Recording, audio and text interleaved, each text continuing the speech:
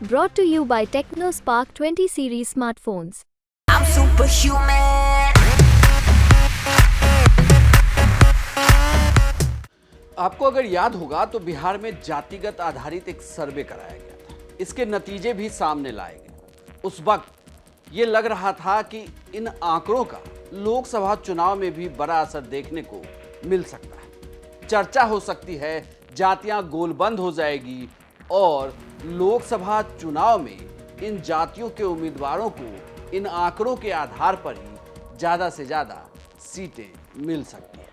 नमस्कार, प्रणाम, बिहार तक देख रहे हैं आप। मैं हूं आपके साथ इंद्रमोहन। नीतीश कुमार की सरकार आरजेडी के साथ थी। दोनों ने मिलकर जाति आधारित सर्वे कराया। जाति आधारित सर्वे के आंकड़े सामने आए। सरकार ने अपनी पीठ भी थपथपाई थी। जातियां भी बिल्कुल गोलबंद हो गई थी। आवेग ऐसा था कि लग रहा था कि जिन जातियों की संख्या जितनी ज्यादा है वो अब अगले लोकसभा चुनाव में खेल कर देंगे।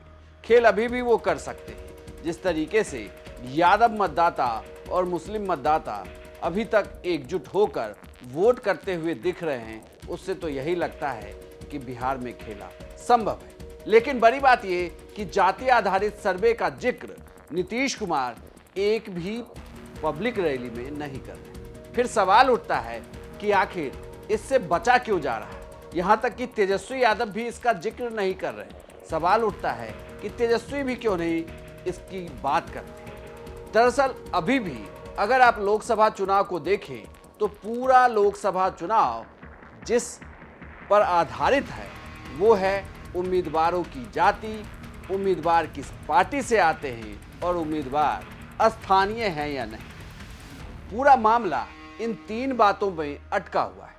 यानी कि कोई भी जाति आधारित सर्वे की बात करके उन जातियों को गोलबंद करके या उनके नतीजे अगर उस क्षेत्र में ज्यादा हैं तो उस जाति के उम्मीदवार को क्या पार्टी ने वहां चुनाव में उतारा, ऐसा भी होता दिख नहीं रहा। नीतीश कुमार लगातार लालू यादव के कुशासन पर सवाल उठा रहे हैं तो वहीं तेजस्वी यादव रोजगार पर बात कर रहे हैं। आज जगह जगह बिना मतलब का बात करते हैं। उनसे पूछना चाहिए कि 5 तक क्या किए। अब पति हट गई तब पत्नी को बना दी। अब आजकल बेटी को बेटा को यही बनाते हैं। और कांग्रेस वाले लोगों का भी वही हाल है। परिवार के लोगों को बुलाते हैं। बताइए, हम लोगों का जो भी पार्टियां हैं इसमें क्या परिवार है?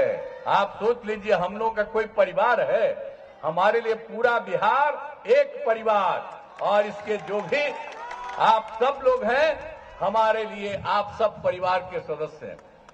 लेकिन कुछ लोग अपने करता ही न रहता है जी। आई लोग का क्या हाल था आप समझ लीजिए कि शाम के बाद घर से कोई बाहर डर के मारे निकलता था।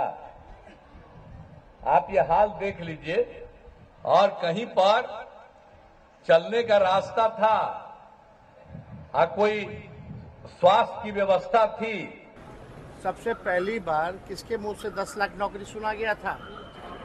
यार ये बात छोड़ो, 5 लाख नौकरी हम लोग देख के आए। हमने कई दिन पहले बोला कि 3 लाख प्रक्रियाधीन है जिसको होना है, यानी 8 लाख तो तेजस्वी व्यवस्था करके आ गए। और जब से हम बोल रहे हैं और जब से जनता के बीच ये बेइज्जत हो रहे हैं भाजपा के लोग, तो हमारे लाइन पे आए हैं। तो कोई बात नहीं, बिहार की जनता जानती है कि ये लोग क्या करेंगे। यही भाजपा के लोग जब हम 10 लाख बोलते थे तो इन्हीं के मुख्यमंत्री कहते थे कहाँ से लाएगा, अपने बाप के पास से लाएगा। और भाजपा वाले क्या बोलते थे? फाइनेंस मिनिस्टर को बुलाया गया था इनका मैनिफेस्टो पढ़ने के लिए, निर्मला सीतारमण जी को। और क्या बोला गया था? नौकरी नहीं, 19 लाख रोजगार की व्यवस्था करें। चुनावी मुद्दा जिसे बनना चाहिए था, यानी कि जाति आधारित सर्वे को, जिसे लेकर सरकार अपनी पीठ थपथपाती, और मामला ये तो ऐसा था कि नीतीश और तेजस्वी दोनों इसकी बात करते, लेकिन ये दोनों नेता कोई भी इसकी बात कर ही नहीं रहा। यह मुद्दा ही चुनाव में टिका नहीं है तो आप सोच सकते हैं कि जब लोकसभा चुनाव में यह मुद्दा नहीं टिका तो भला विधानसभा चुनाव में इस मुद्दे का क्या होगा। आपको यह जानकारी कैसी लगी हमें कमेंट बॉक्स में लिखकर जरूर बताइएगा और बिहार की तमाम खबरों के लिए आप देखते रहिए बिहार तक।